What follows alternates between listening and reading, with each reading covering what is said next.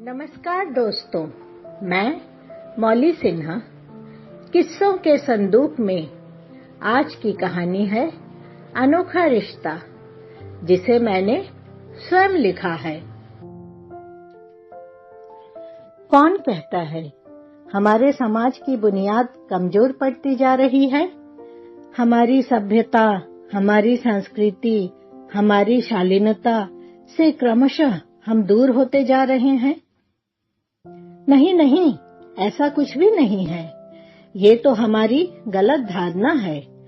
आज भी हम अपनी संस्कृति को धरोहर मानकर आगे बढ़ते जा रहे हैं। आज भी हम अपनी संस्कृति, हमारी शालीनता एवं सभ्यता को हमारा धरोहर मानकर आगे बढ़ते जा रहे हैं। इन्हीं भावनाओं की एक जीती जागती मिसाल है यह कहानी, अनोखा रिश्ता। आइए हम सब एक साथ सुनते हैं इस अनोखे रिश्ते की कहानी। उस दिन कॉलेज से घर पहुंचते ही नैना ने भयभीत नजरों से इधर उधर देखा और साथ ही जल्दी से घर का दरवाजा बंद कर जोर जोर से माँ माँ पुकारने लगी। माँ को करीब आते हुए देखकर नैना घबराई हुई आवाज में माँ से कहने लगी, आज कॉलेज में अनर्थ हो गया। प्रिंसिपल साहब ने मुझे उनके ऑफिस में बुलाया था। ये बातें सुनकर तो माँ का मुंह खुला का खुला रह गया। माँ ने कहा, क्यों? क्या किया तूने? मैंने कुछ भी नहीं किया माँ, मेरा विश्वास करो। इधर नैना बिना रुके कहती जा रही थी। हमारा बॉटनी का क्लास चल रहा था कि अचानक दरवान ने आकर हमारी बॉटनी की अध्यापिका को चीट थमाई और तुरंत ही अपनी पढ़ाई थमाकर शिक्षिका ने कहा, नैना, तुम तुरंत प्रिंसिपल साहब के ऑफिस में जाओ, तुम्हें बुला रहे हैं। शिक्षिका के साथ ही पूरा क्लास नैना की ओर देखने लगा और इधर नैना उसे मानो काटो तो खून नहीं। तभी उसके कानों में आवाज आई, जाओ नैना, तुरंत प्रिंसिपल साहब से मिलो। अब नैना बेहद घबराई हुई प्रिंसिपल साहब के सामने खड़ी थी। प्रिंसिपल महोदय ने एक कागज नैना की ओर बढ़ाकर कहा, इसमें अपने घर का पता लिखो। घबराई एवं डरी हुई नैना की हिम्मत नहीं हुई कि वो प्रिंसिपल की ओर देखे। उसने कांपते हाथों से अपने घर का पता लिख डाला। तभी कानों में आवाज आई, जाओ अपने क्लास में। प्रिंसिपल के ऑफिस से वापस लौटकर जो ही नैना ने अपनी कक्षा में प्रवेश किया, सारा क्लास उसे संदिग्ध निगाहों से देखने लगा। सबके मन में उत्सुकता थी, आखिर माजरा क्या है। पूरे मामले का ब्यौरा लेने के बाद भी बॉटनी की शिक्षिका की जिज्ञासा कुछ कम नहीं हुई। इधर बॉटनी का क्लास चल रहा था, लेकिन बेचारी नैना, वो तो अजीब दुविधा में पड़ी हुई थी। पढ़ाई में उसका मन नहीं लग रहा था।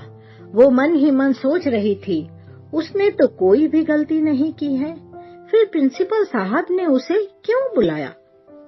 और अगर नैना के बारे कोई शिकायत करे भी तो किसी को विश्वास नहीं होगा, क्योंकि नैना थी ही वैसी, बिल्कुल शांत, गंभीर और थोड़ी शर्मीली भी।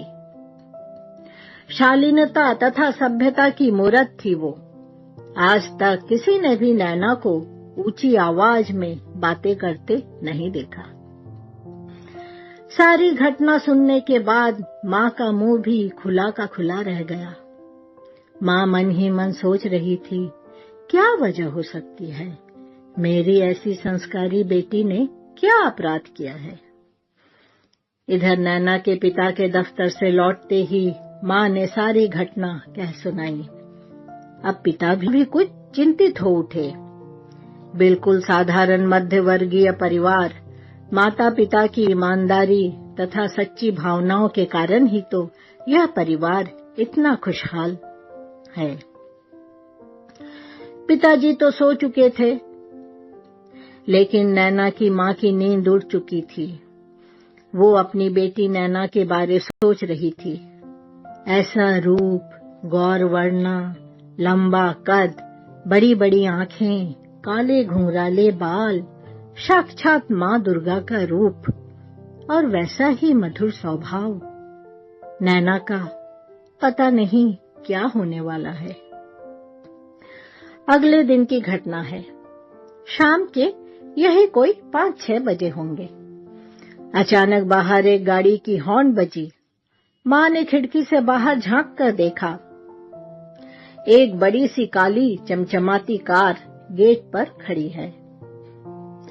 गाड़ी की आवाज सुनकर नैना भी खिड़की से बाहर देखने लगी। तभी उसने देखा गाड़ी से प्रिंसिपल साहब उतर रहे हैं। यह दृश्य देखते ही नैना का दिल धक धक करने लगा। इधर घर में प्रवेश करते ही प्रिंसिपल साहब को नैना के पिता ने कुछ घबराई एवं सकपकाई आवाज में कहने लगे, अगर मेरी बेटी से कुछ गलती हुई हो तो उसे क्षमा कर दीजिए। अब आगे प्रिंसिपल साहब हंस हंस कर कह रहे थे, अरे नहीं नहीं, ऐसी बात नहीं है। आप लोग बड़े ही भाग्यवान हो जो आपके घर ऐसी सुशील तथा संस्कारी बेटी है। मैं आपकी बेटी का हाथ मांगने आया हूँ। अपने इकलौते बेटे से आपकी बेटी का ब्याह रचाना चाहता हूँ। मेरे बेटे के लिए हर दिन कई रिश्ते आते हैं। शहर के कई नामी गिरामी पैसे वाले लोगों को मैंने मना कर दिया है। आप लोग मुझे मना मत करिए। मैं ऐसी ही एक शांत, सुलभ, सुशील तथा सभ्य बहू चाहता हूँ। और इधर प्रिंसिपल साहब अगले महीने शादी की तारीख पक्की कर चले गए। अब नैना के माता पिता को न अपनी आंखों पर विश्वास हो रहा था और न ही अपने कानों पर यकीन हो रहा था। पल भर में एक सुखद आश्चर्यजनक घटना घट गई। आज नैना की विदाई है। जी हाँ, आज नैना की विदाई है। सारा घर मेहमानों से खचाखच भरा हुआ है। चारों ओर खुशियों का माहौल है। प्रिंसिपल साहब खुद आए हैं अपनी बहू को अपने घर सदा के लिए ले जाने के लिए। भारी मन से माँ विदाई की तैयारियां करते करते अतीत के ख्यालों में खो गई। तभी नैना की ताई ने आकर माँ को जोर से हिलाकर कहा, दीदी, दीदी, तुम यहाँ हो? तुम्हें सब बाहर बुला रहे हैं। माँ ने बाहर आकर देखा, सारे मेहमानों के बीच बेटी दामाद की विदाई की रस्में चल रही हैं। माँ ने बेटी नैना तथा दामाद की ओर नजरें उठाकर देखा। ऐसा दोनों का भव्य रूप लगता था मानो साक्षात राम सीता की जोड़ी हो। तभी प्रिंसिपल साहब ने माँ के करीब आकर माँ का हाथ पकड़कर कहा, आपकी अमूल्य अमानत मैं अपने साथ ले जा रहा हूँ। आपने जिस नजाकत, लाड़ प्यार से उसे पाला है, मैं कभी भी किसी भी हालत में उसमें कोई भी कमी नहीं आने दूंगा। माँ के मुंह से कोई शब्द नहीं निकल रहे थे, लेकिन आंखों से बहते हुए अश्रुधारा बहुत कुछ कह रही थी। लेकिन माँ के ये आंसू तो खुशी के आंसू थे, शांति और सुकून के आंसू थे।